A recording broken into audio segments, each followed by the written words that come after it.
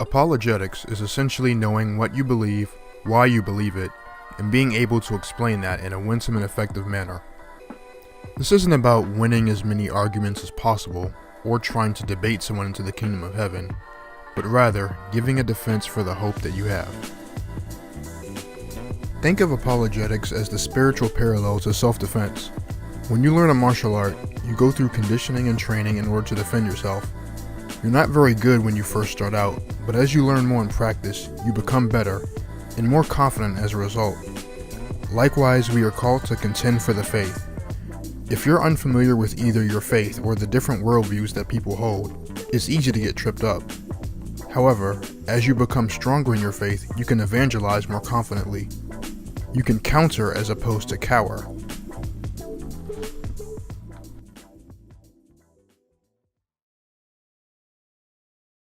As we go through this series, we use a 3-step process in how we do apologetics. Listening carefully accomplishes a few things. It shows respect for the other person and gives them a space to say what's on their mind. It also allows you to gauge their intent.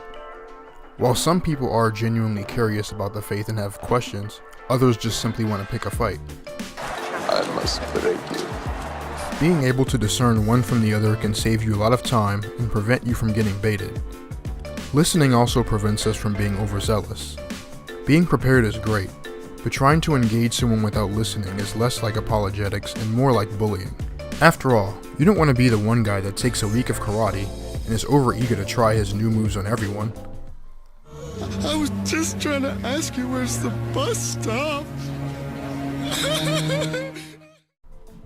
Think of active listening as playing defense. You're paying attention to the other person, using this as an opportunity to not only gather information, but making sure that you aren't misunderstanding them. This is arguably the most vital part of doing apologetics, if not communication in general. When summarizing, you're essentially repeating what the person just said to you. This does two things. One, it shows that you were listening to them, and two, it allows the other side to hear what they said.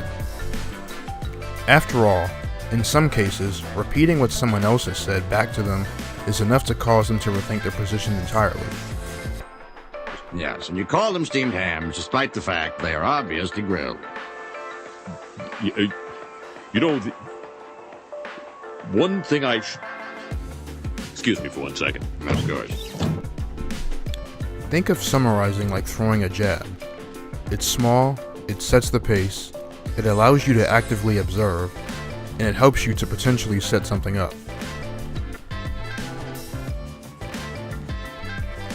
When opposing someone, don't beat them over the head with the Bible, but respectfully stand behind the truth.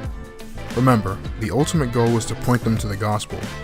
You may have the information, but only the Holy Spirit can change hearts. Think of this step as a counterpunch. You address the flaws in their worldview by pointing them to a scriptural one, and ultimately point them to Christ. So, let's review. The first step is to listen carefully, which is playing defensive.